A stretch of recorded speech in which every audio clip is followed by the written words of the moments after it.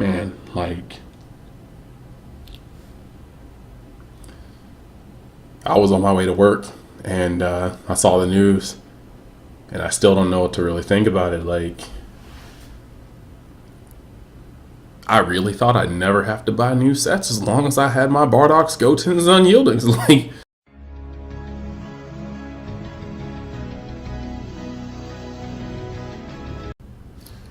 on the serious note, like, it's not that this is necessarily the most shocking news. Like, we knew this was just gonna happen at some point. If Bandai wanted their cards to sell, this whole thing would have to happen at some point. I'm shedding my work shell. I'm tired of it. I grow tired of the bondage. I wish to be free. But really though, like, none of this was a surprise. We knew that there were certain problem cards in the format, and some of them were addressed, and some of them were like just kind of smacked out of nowhere. Like, for anybody that doesn't know, we got our first ban list and limited list this morning. I mean, yeah, the Super Saiyan 3 was kind of the first, but here is what we got. Both of these cards were limited to one, and we'll go on about a little bit of that soon. And both of these cards were banned. Straight up banned. So, let's go into this for a little bit. We're going to talk about each card. We are going to talk about, just briefly why they were banned. And maybe even go into a little bit of what the format may shape up with, like, without them. And then we'll, just kind of segue into more videos after that, because there's a lot to cover. First, we're going to split them into categories of deserving and undeserving. This card, Unyielding Trunks. Kind of weird. It's very odd because I'm so on the fence about this guy getting limited. He is a blue staple. The ability to tap out and just play this guy and still leave that one energy open for that Sensu, for that Whis, for that Dimension Magic. It's always been there. Moreover, it's also an offensive tool because you're able to, stringing multiples of him together, combo higher than any other color in the game. You know what I'm saying? Just Unyielding, Sensu, Unbreakable, Champa, Unyielding, Unbreakable, and that's beyond crazy.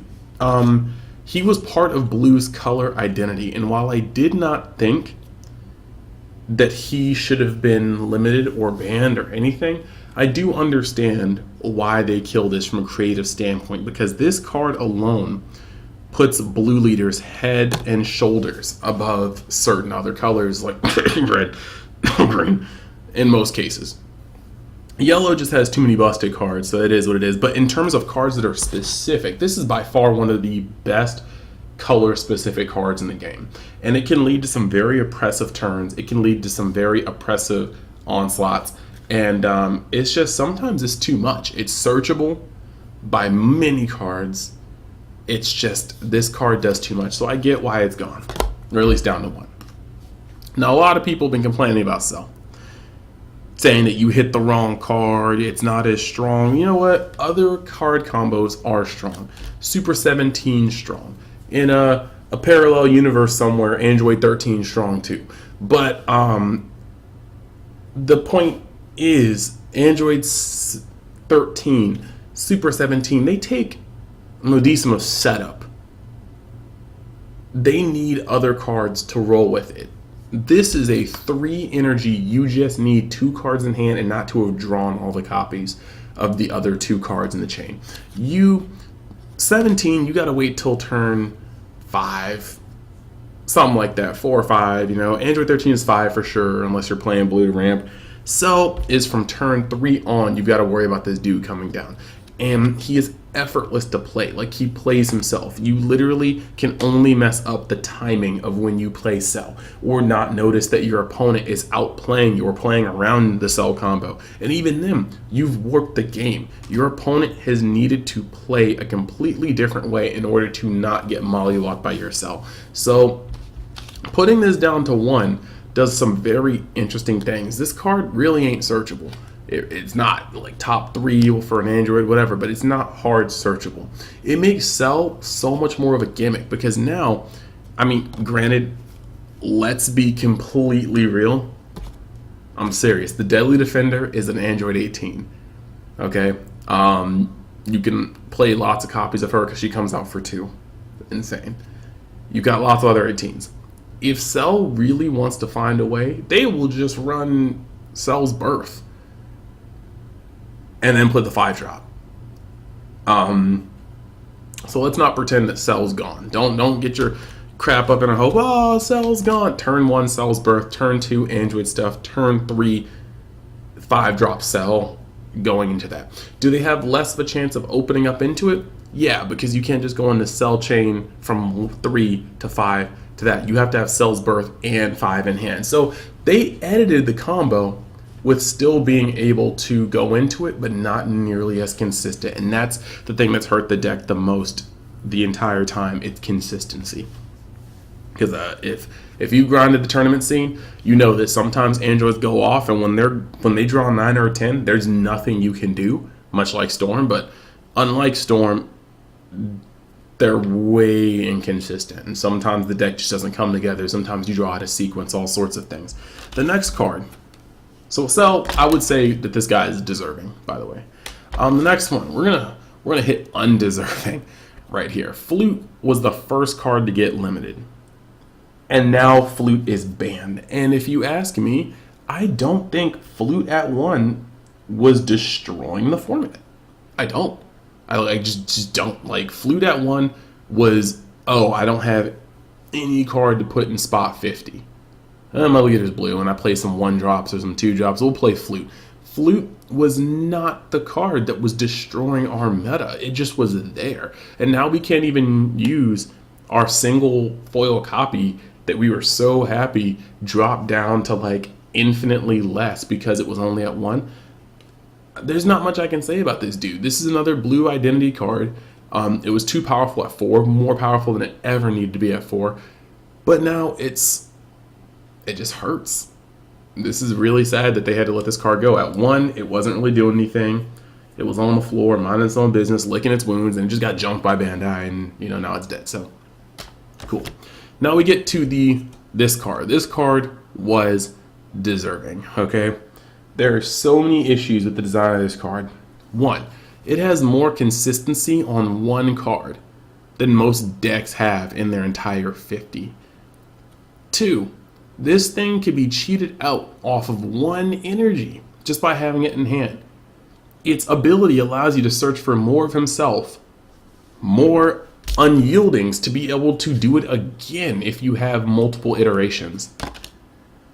And just, it was too much. At 10k, it could pressure an unawakened leader.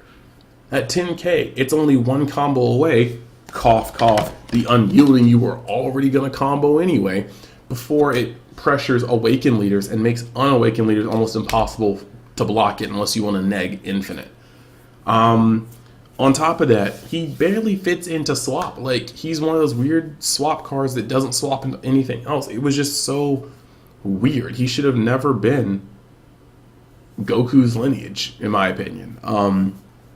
He's easily cheated in. He swaps in, and he is only 2 energy. So if you don't have the swap, he's a great card for 2 energy regardless. It's just, there were so many things that were far too powerful about this card.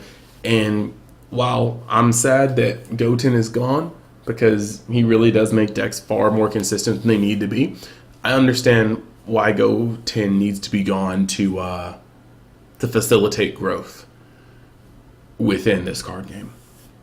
And now that these cards are gone, you may ask, what's Storm doing? Well, Storm, as powerful as it is, and the fact that it still has most of its cards, Yellow Storm may have been able to work without this guy, because it was. I mean, I was playing with Solnado at locals and it was tearing everything up but Janemba, and the deck's fun. But without this guy, most people don't realize that yellow was off the back of this dude in a lot of cases.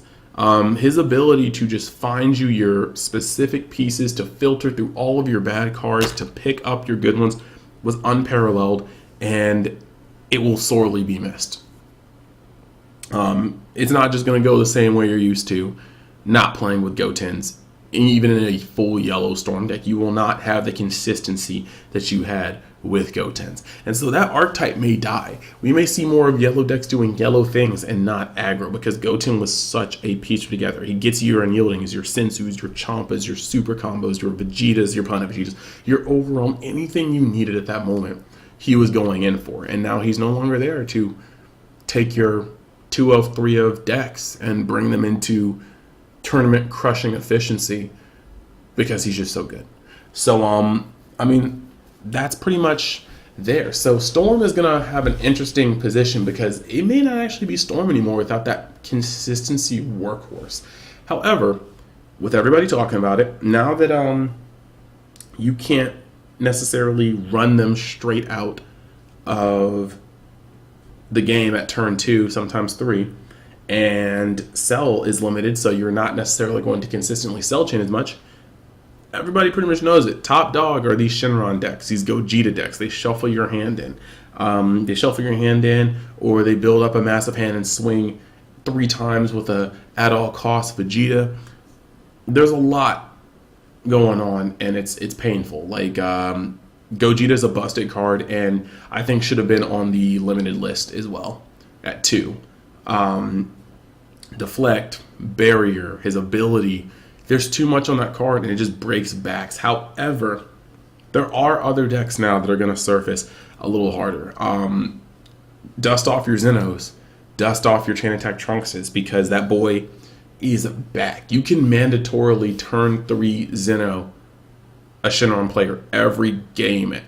Don't even think about how many cards they have in hand. They only got 7 cards in hand. I bet you 6 of those cards are immediately designated to Gogeting you and Sensuing 3 times on that. Like, they covet the cards for their combo. If you Xeno that crap back after they've used half their Dragon Balls, it's not coming back the same speed. They build a huge hand, and they get there. Now, Purunga will be out, and that's good too. Purunga is going to draw them lots of cards, and now without Storm, it's not going to be pressured as early in the game. And that's going to make Purunga a freaking monster. At the same time, though, Purunga gets Xeno too, along with the 2 cards that it drew for him. So take that as you will.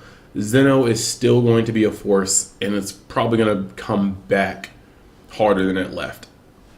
Now, past that, you've got plenty of other decks that can throw hands now. Now that Storm, with its hyper aggression, is gone, people are going to think they can play a little more towards the over 4 energy bracket. Well, there are some decks like Yamcha that are going to tell you otherwise and beat you into the ground before that point happens. So you can't forget that now that hyper aggression is gone, just hyper aggression is still there. Some funny things. And I think that's important to understand. Shenron's going to have a lot of power. Nothing in Clash of Fates seems like it's going to break the meta, and half the Storm hate that they released doesn't have a Storm to kill right now. And that's really funny, because I mean, maybe they just tested out their Clash of Fate stuff and realized that it didn't actually stop Storm whatsoever, so they had to drop that ban hammer. But I'm going to leave a link down there to the article itself so you guys can read it. I will go into more depth about some of the decks after this happens, but I just want to thank you guys for watching. Remember to like, comment, subscribe, and I'll see you next time that we decide to take a step into Universe X. Peace.